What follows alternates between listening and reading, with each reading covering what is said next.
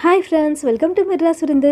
நம்ம இன்றைக்கி சாஃப்டான சப்பாத்தியும் புசு புசுன்னு பூரி எப்படி பண்ணுறது தான் பார்க்க போகிறோம். எப்போவுமே பூரி சப்பாத்தினா கோதுமை மாவில் செய்வோம், அப்படி இல்லைன்னா மைதா மாவில் கூட செய்வோம்.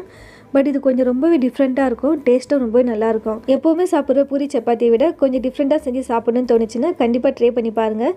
ஏன்னா டேஸ்ட் ரொம்ப நல்லாவே இருக்கும். இதுக்கு சைட் டிஷ் பார்த்திங்கன்னா ரொம்பவே சிம்பிளாக தேங்காய் சட்னி கொஞ்சம் காரமாக வச்சு சர்வ் பண்ணிங்கன்னா ரொம்ப சூப்பராக இருக்கும். சரி வாங்க ஃப்ரெண்ட்ஸ், எப்படி பண்ணுறதுன்னு வீடியோக்குள்ளே போய் பார்க்கலாம். நான் 1 கப் அளவுக்கு ஜவ்வரிசி எடுத்திருக்கேன். இது வந்து மாவு ஜவ்வரிசி.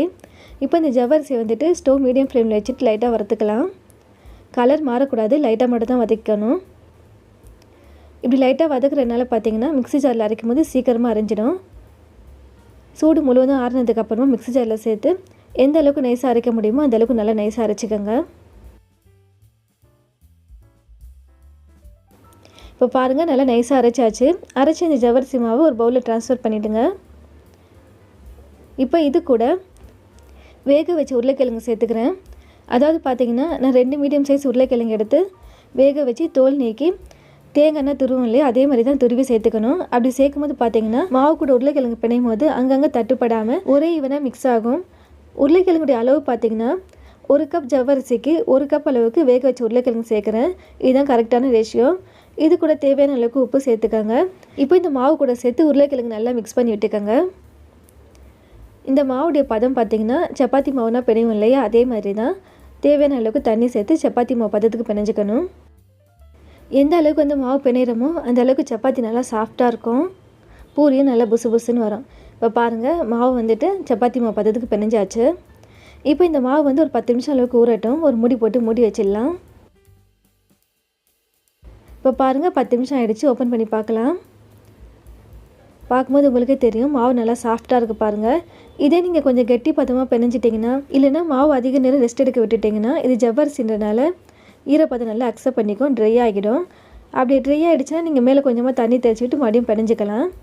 இப்போ பாருங்கள், சப்பாத்திக்கு எந்த அளவுக்கு மாவு தேவையோ அந்த அளவுக்கு நான் எடுத்துக்கிறேன். இப்போ இந்த மாவு உருண்டை பிடிச்சிட்டு சப்பாத்திக்கு மாவு திரட்டிக்கலாம். மாவு திரட்டும் போது ஒட்டாமல் வரத்துக்காக மேலே கொஞ்சமாக வந்துட்டு வர மாவு சேர்த்துக்கலாம். நான் வந்து கோதுமை மாவு சேர்த்துக்கிறேன். கோதுமை மாவு இல்லைன்னா நீங்கள் மைதா மாவு கூட ஆட் பண்ணிக்கலாம், அப்படி இல்லைன்னா கார்ன்ஃப்ளவர் மாவும் பயன்படுத்திக்கலாம்.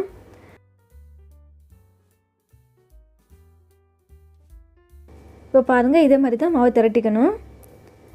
இப்போ இது வந்து கரெக்டான ரவுண்ட் ஷேப் வரதுக்காக டிஃபன் பாக்ஸ் மூடி அப்படி இல்லைன்னா ரவுண்ட் ஷேப் பிளேட் வச்சு இதை போல் கட் பண்ணிக்கோங்க. அப்போ தான் சப்பாத்தி பார்க்குறதுக்கு பார்த்திங்கன்னா அழகான ரவுண்ட் ஷேப்பில் ரொம்ப பர்ஃபெக்டாக இருக்கும்.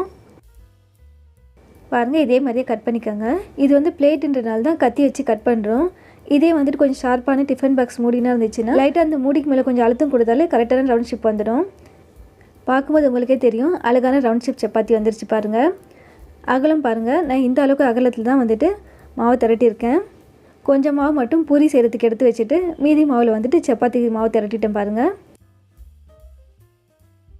தவா சூடானதும் ஒரு சப்பாத்தியை சுட்டு எடுத்துக்கலாம். நான் வந்துட்டு ஒரு 1/4 ஸ்பூன் அளவுக்கு நெய் சேர்க்குறேன். நெய் சேர்க்குறதுனால நல்லா வாசமாக இருக்கும். நெய்க்கு பதில் ஆயில் கூட பயன்படுத்திக்கலாம், உங்களுடைய விருப்பம் தான். நம்ம எப்போவுமே செய்கிற கோதுமை சப்பாத்தி விட இந்த சப்பாத்தி பார்த்திங்கன்னா ரொம்ப சாஃப்டாக இருக்கும். எப்போவுமே 2 சப்பாத்தி சாப்பிட்றவங்க கூட இந்த சப்பாத்தி நல்லா சாஃப்டாக இருக்கனால டேஸ்ட்டாகவும் இருக்கனால 4 சப்பாத்தி சாப்பிடுவாங்க. அந்த அளவுக்கு இது ரெசிபி சூப்பராக இருக்கும். இதே போல் லைட்டாக கரண்டியில் அழுத்தம் கொடுத்திங்கன்னா உள்ளவும் நல்லா வெந்துடும். மேலே இது மாதிரி நல்லா பொன்னிறமாக வந்துருச்சுன்னா சப்பாத்தி வெந்துருச்சுன்னு அர்த்தம். இப்போ சப்பாத்தி எடுத்துடலாம். இருக்க எல்லா சப்பாத்தியும் இதே மாதிரி தான் பொன்னிறமாக வதக்கி எடுத்துக்கணும். நல்லா சாஃப்டாக இருக்குது பாருங்கள். இப்போ இருக்க எல்லா சப்பாத்தியும் வந்துட்டு சுட்டு எடுத்தாச்சு.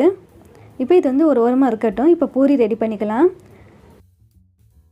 இப்போ பாருங்கள், பூரிக்கு வந்து கொஞ்சம் மாவு எடுத்து வச்சுருக்கோம். அதே மாதிரி தான் பூரிக்கு வந்து மாவு எந்த அளவுக்கு தேவையோ அந்த அளவுக்கு ரவுண்ட் ஷேப் பண்ணிவிட்டு பூரிக்கு இதே போல் மாவு திரட்டிட்டு ஒரு டிஃபன் பாக்ஸ் மூடி எடுத்து அதே மாதிரி ரவுண்ட் ஷேப்பில் கட் பண்ணிக்கோங்க. இந்த டிஃபன் பாக்ஸ் மூடி ஷார்ப்பாக இருக்கனால நம்ம கத்தி எதுவும் பயன்படுத்தாமையே அழுத்தம் கொடுத்து ரவுண்ட் ஷேப் பண்ணிட்டோம். நான் வந்து மெயின் பார்த்திங்கன்னா சப்பாத்திக்காக தான் நான் இந்த மாவு பிணைஞ்சிருக்கேன். இதில் வந்து நான் உங்களுக்கு பூரியும் செஞ்சு காமிச்சிருக்கேன். சின்ன டிஃப்ரெண்ட் என்ன நீங்கள் செய்யணுன்னா, இதே நீங்கள் பூரி செய்கிறதா இருந்துச்சுன்னா உருளைக்கிழங்குடைய அளவு வந்துட்டு பாதி அளவு கம்மி பண்ணி சேர்த்துக்கோங்க. 1 கப் ஜவ்வரிசி எடுத்திங்கன்னா 1/2 கப் அளவுக்கு உருளைக்கிழங்கு சேர்த்துக்கோங்க. ஏன்னா வேக வச்சுருக்க உருளைக்கிழங்குன்றனால எண்ணெயில் டீப் ஃப்ரை பண்ணும்போது கொஞ்சம் ஆயில் அதிகமாக இருக்கும். நீங்கள் உருளைக்கிழங்கு அளவு வந்து பாதியாக சேர்க்கும்போது பார்த்திங்கன்னா ஆயில் வந்து அந்த அளவுக்கு இழுக்காது. இதே நீங்கள் சப்பாத்தி செய்கிறதா இருந்தால் 1 கப் ஜவ்வரிசிக்கு 1 கப் அளவுக்கு உருளைக்கிழங்கு சேர்த்துக்கோங்க. பூரி செய்கிறதா இருந்தால் 1 கப் ஜவ்வரிசிக்கு 1/2 கப் அளவுக்கு உருளைக்கிழங்கு சேர்த்துக்கோங்க. இதுதான் மெஷர்மெண்ட்டு. எப்போவுமே வந்து பூரி செய்யும்போது பார்த்திங்கன்னா ஆயில் நல்லா சூடாக இருக்கணும். அதே மாதிரி ஃப்ளேம் வந்து ஹை ஃப்ளேமில் வச்சு ஃப்ரை பண்ணுங்கள். அப்போ தான் பூரி வந்துட்டு நல்லா புஸ்ஸுன்னு உப்போம். பார்க்குறதுக்கே பாருங்கள் எண்ணெயில் ஏதோ பந்து மிதக்கிற மாதிரி இருக்குது. நல்லா புஸ்ஸுன்னு வந்திருக்கு பாருங்கள்.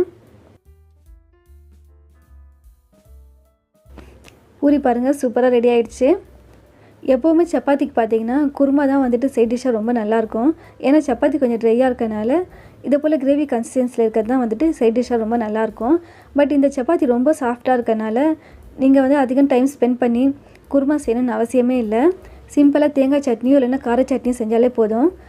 2 சாப்பிட்றவங்க கூட 4 சாப்பிடுவாங்க. அந்த அளவுக்கு நல்லா சாஃப்ட்னஸாக ரொம்ப டேஸ்ட்டாக இருக்கும். உருளைக்கிழங்கு சேர்த்துக்கிறனால தான் இந்த அளவுக்கு நல்லா சாஃப்டாக இருக்குது. கண்டிப்பாக நீங்கள் ட்ரை பண்ணி பாருங்கள். உங்களுக்கு சப்பாத்தி பூரி ரெண்டுமே பிடிக்கும். பூரி செய்வது மட்டும் அந்த மெஷர்மெண்ட் கொஞ்சம் மாற்றி செஞ்சுக்கோங்க. இந்த ரெசிபியில் ஏதாவது டவுட்ஸ் இருந்தாலும் கண்டிப்பாக கமெண்ட்ஸில் கேளுங்க ஃப்ரெண்ட்ஸ். எப்போவுமே சாப்பிட்ற பூரி சப்பாத்தியை விட கொஞ்சம் டிஃப்ரெண்ட்டான சுவையில் சாப்பிடணும்னு ஆசைப்பட்டீங்கன்னா கண்டிப்பாக ட்ரை பண்ணி பாருங்கள். ரொம்ப நல்லாயிருக்கும். உங்களுக்கு இந்த ரெசிபி பிடிக்கும்னு நம்புகிறேன். அப்படி பிடிச்சிருந்துச்சுன்னா கண்டிப்பாக வீட்டில் ரொம்ப ட்ரை பண்ணி பாருங்கள். ட்ரை பண்ணி பார்த்துட்டு எப்படி இருக்குன்னு என் கூட கமெண்ட்டில் ஷேர் பண்ணிக்கோங்க. ஃப்ரெண்ட்ஸ், ஃபேமிலி, ரிலேட்டிவ்ஸ் வேறு யாருக்காவது இந்த ரெசிபி தேவைப்பட்டாலும் இந்த வீடியோ ஷேர் பண்ணிவிடுங்க. மறக்காமல் நம்ம மெட்ராஸ் ஃப்ரெண்ட்ஸ் சேனலுக்கும் சப்ஸ்கிரைப் பண்ணிக்கோங்க. தேங்க்யூ.